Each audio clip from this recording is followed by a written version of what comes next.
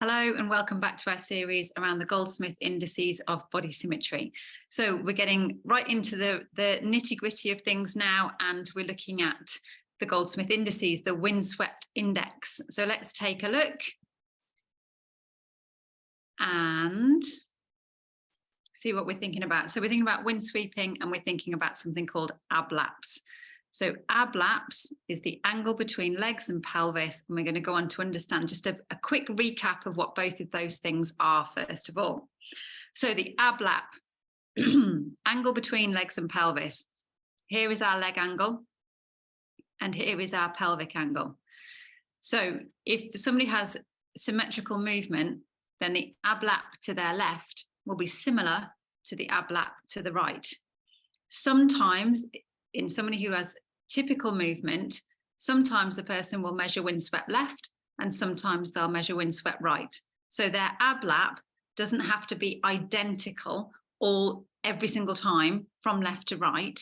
But if you think about those results, if you think about a midline being 0, so the results are identical, sometimes when you measure an ablap to the left, it will be slightly bigger than the one to the right.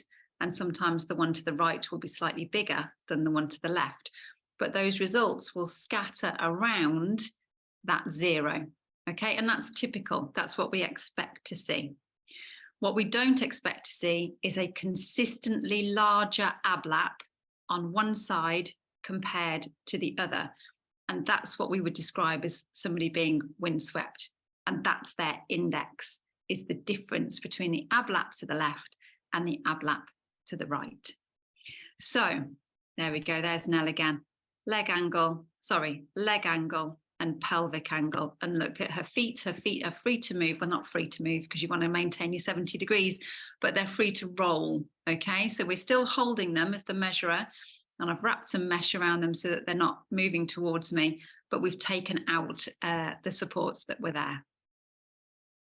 So typical ablaps we expect to be around 120, 124 is like, yeah, we would love kids to be there. Okay, so the tighter the ablap, so if people have where the legs go, the pelvis follows, we don't get much movement between legs and pelvis, then we end up with really small ablaps. And if we've got a lot of movement between, the legs move and the pelvis doesn't respond, then we would end up with very big ablaps. Okay, so we want something. Kids with typical movement who are out and about climbing trees, etc., have an ablap, a typical ablap, that bell curve look between 120 and 124. So that would be, we use that as like that's where we would like to get to. And just that idea again, where if you have someone who is symmetrical, then this is what we're looking at. This angle here will be similar when we take them from one side to when we take them to the other. It won't be identical every time, but it will be similar on side to side. And when we average things out, we'll end up with somebody where we can confidently say that their movement is symmetrical or not. Quick wind sweeping recap, which turns out to be really hard to say. So wind sweeping is not just something that happens in supine. I cannot stress enough that whilst we're looking at a skeleton in supine here, it's the relationship between legs and pelvis and chest that we're thinking about, and wind sweeping happens in all unsupported lying positions. So please don't think, oh, wind sweeping, that's not for my child because they sleep on their side. And wind sweeping happens when the person's on their back and their legs fall over. So it's a term that we use to describe both asymmetry of structure and movement. And what we see is that if somebody is windswept, we talked about typical in one of the previous videos, when someone's knees are upright, their pelvis should be level. If somebody is windswept, when we bring the knees upright, the pelvis is not level and the pelvis rises on the side to which the person is windswept. And wind sweeping begins to impact on all aspects of a person's life. So it will begin to impact on their function. It will impact on whether they're able to sit, whether they're able to stand. It will have an impact on their internal organs, all sorts of negative consequences if we don't get on top of windsweeping when we first see it. Now, I quickly said there that when the knees are upright, the side to which the pelvis rises is the side to which the person's windswept. Just quickly go over that because it's one that people often pick me up on. So imagine this person is windswept, they're windswept to their left. So when they lie down, their legs fall to their left and their pelvis is getting flatter and flatter. It's starting to fall back and it's, you know, kind of resting against the supporting surface. So what I want you to imagine is that you take this person's legs, someone who you know to be windswept to their left, and you bring their knees up to the midline. And I want you to imagine what will happen at the pelvis. So what we see is as we bring the knees up to the midline, the left side of the pelvis rises because we've lost that. When someone typically, if someone is moving typically and does not have windsweeping, then when their knees are brought to the midline, their pelvis is level. Yeah, they're losing that structural symmetry. So the left, whichever side of the pelvis rises, is the side to which the person is becoming windswept. So we've talked about there's our leg angle, there's our pelvic angle. We measure the leg angle here and the pelvic angle here. Now it's important to note that when this piece, when the leg paddle is upright, it will say 0, okay? So I might measure here, I think if I zoom in there, it's about 40 something, 43, something like that, I don't know. So what I could think is that my leg angle is 43 degrees. But what that would mean is that I've forgotten 90 degrees, which is over here, okay? Because we're going, the leg angle is from the horizontal and the pelvic angle is from the horizontal, okay? So we have our level box angle. On the result sheets, you'll have a box to put this number and then it'll ask you to add 90. And all it's asking you to do that for is so that you get this whole arc, all right? So rather than just from here to here, what we need to think about is the whole arc going from the horizontal around to that angle that you've brought the legs to. So what you'll start to notice as you measure more people is that there is a correlation between the rotation at the chest and the direction to which the person is windswept. So if a person is windswept left, then they will tend to have clockwise rotation. So windswept left, at the chest, you'll get your 1.1, 1.2, 1.3, okay? And windswept right, you'll tend to get your 0.9, 0.8, 0.7, okay? And if they're doing something different, if the person that you're measuring is windsweeping at the bottom half in one direction, and then their chest is going in the opposite direction, you have something unusual happening.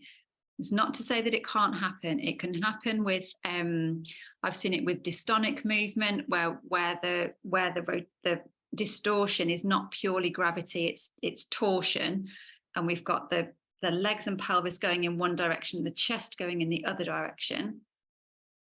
I've seen people who have very painful hips who will put an arm underneath to support a hip that kicks their chest one way when their legs go the other. So it's not to say that it can't happen. It's just it's a little bit more unusual, and you just need to do a little bit more work to find out if this is not the pattern of distortion that you're looking at, then where is that distortion coming from? Okay, you haven't necessarily got it wrong. Sometimes you've got it wrong. Sometimes you've put your results in the wrong box, but it might well be something else. Okay, so we talked about the ablaps and typical ablaps, and we think about the size of the ablap. But actually, we can also, the next step is to compare the ablap to the left with the ablap to the right. And the difference between the two is what we call the windswept index. Okay, so the easiest way to look at that is to have a look at a set of results. So this is somebody that I measured just 2 days ago, a 2-year-old actually. So let's take a look. So first place that I come to is here because that's what I'm like. I want to know what the answer is.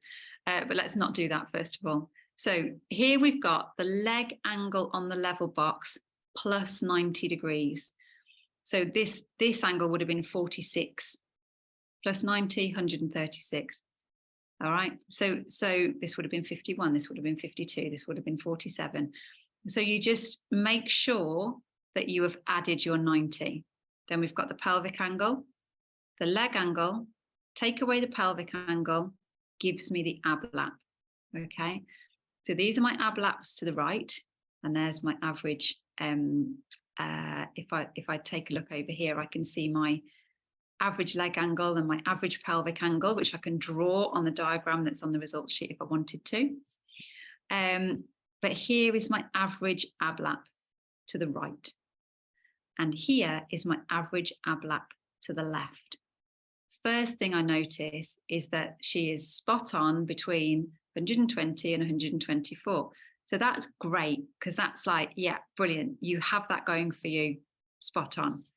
But there is a difference between our ab laps.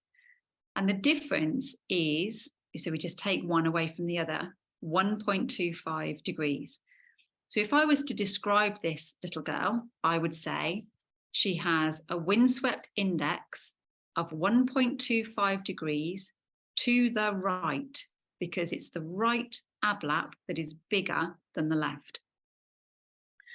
So this little girl has a windswept index of 1.25 degrees to the right. And I might think to myself, brilliant, my work here is done. She's pretty much symmetrical, okay? But I know, because I've measured her chest, that she's got some anti-clockwise rotation in her chest. So she's at 0.96 at her chest. So we've got the beginnings of rotation at the chest. And we have the beginnings of asymmetry in terms of her movement a little lower down.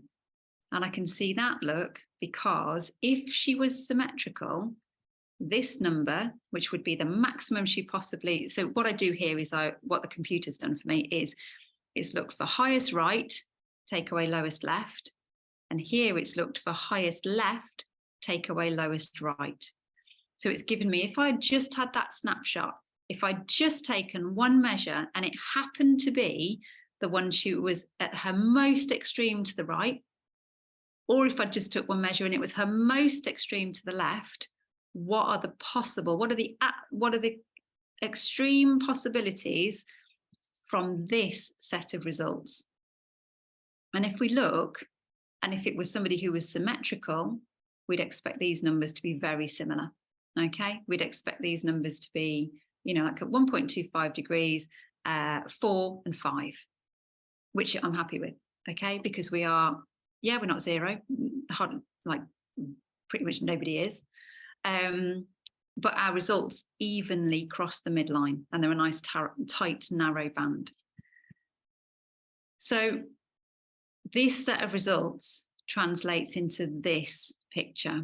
Okay, so this is 2 days ago.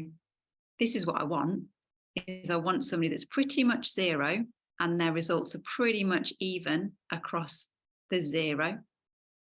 But here, look, can you just see how this is shifting towards the right? Okay, so we had 6 and we had 9. And you'll measure individuals where you'll get a negative number. So it'll have here, you might have 1.2, what would you have? You might have something like 4 here. You could have 12 and you could have minus 2. Okay, this is me doing maths on the spot. So 4, 12 and minus 2. And what people tend to do is they see the minus, they think, well, I've done it wrong. I've tried my best and it's all gone wrong. All it means is that you are on one side of that zero midline, okay? So if you get a negative number, don't panic. It just means that everything's plotted over here. So this one would be, we've got a windswept index of 14. We've got a maximum to the right of 20.5 and a maximum to the left of minus 5.5. So everything is sitting on the right. You could have everything sitting on the left. And what you will see over time, if you've got the right intervention, you will see these numbers, that the band of numbers moving back towards the midline. And you will see that before you see changes, usually before you see changes in symmetry of structure. All right, so before you see changes in the OSP, ASP, you'll see this improve first, and that will feed into structure. All right.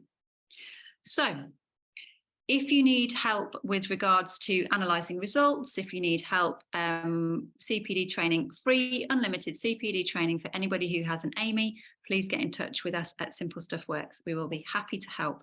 I genuinely am really happy to look through results with people, to work out what they mean, and to work out what that person's body is telling you that it needs in terms of restoring symmetry. I work with Anna Goldsmith. So I am previously a Goldsmith, and we offer private measurement and assessment services. Get in touch if you would like that. Born at the Right Time for CPD certified online training in all aspects of co-productive postural care delivery. And then Clinical Excellence Online, an international panel of experts within their field, and I'm on that panel, and I coach paediatric therapists who are looking to improve their measurement practice, looking to understand therapeutic positioning a little better. So do get in touch. My email is there, training@simplestuffworks.co.uk, and you can also phone the office on 01827 307 870. And the team there will be happy to help you. So far, we've looked at symmetry of structure. When the knees are upright, is the pelvis level? And with a level pelvis, what are the critical dimensions of the chest? So now we're going to think about symmetry of movement. So the first thing that we have to do is we need to take away the foot supports. And remember, you still have to maintain 70 degrees. So, kind of holding on to the foot, making sure that we don't lose that 70, taking out the foot supports. And one of the things that I will do routinely is I will wrap the feet. So that's absolutely fine to do that. What we're allowing is for the feet to roll. That's absolutely fine. When it comes then to our posture, again, we can hold the feet. And if you've got somebody that's got good control, you can just hold the legs with your hand, or you might need to come and hold on to the legs using your arm. Remember that we always have this practice movement. So Nell, this is all that's going to happen. And what that gives us is Nell gets an opportunity to feel what's going to happen to her so she can relax. And it also means that Nell's advocate gets a feel for what we're going to do. So, and we're reminding her, just if you feel her shoulders move, just let me know, because it means that I've gone a little bit too far. Again, remembering that we will be able to establish whether we've got asymmetry of movement just with quite small movements, all right?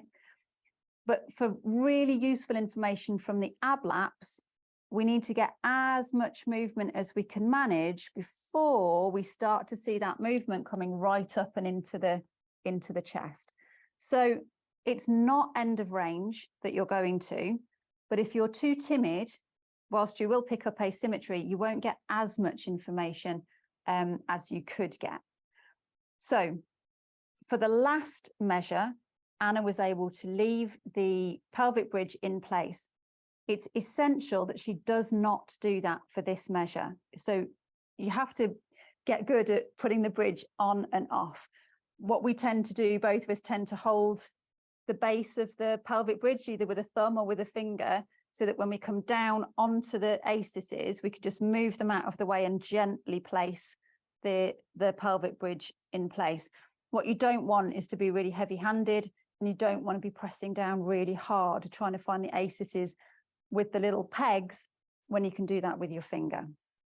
So we tend to go to the person's right first, just because that's what's on the results sheet.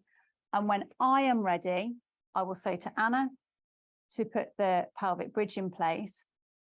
And remember, I'm trying to get two measures at the same time. What you sometimes see is people take one measure and then they'll look for the pelvic bridge, but they've lost the position that they were in at the legs. So one at the same time, as close as possible, the leg angle and the pelvic angle. When we've got that, we come off, Anna takes the pelvic bridge off, we go straight over to the other side and we do the same again. And then we will do that 4 times to the right and 4 times to the left. And you are not looking, let's say that I took Nell to 40 degrees on the first measure. I'm not looking to take her to 40 degrees again. I'm just looking to take her to where she goes to. So don't feel that you have got to dictate the measure in any way. You're just taking the person to where they go to. Collecting the results, either the way that Anna and I would measure is that we have measure position protect open while we're measuring and the results go directly into there. It may be that you need to have your results sheet next to you and a bit of paper. It could be that you ask, if it's a colleague that's doing the advocate role, it could be that they are writing your results down. But make sure you've thought that through before you begin all of this, because it all does get a little bit involved.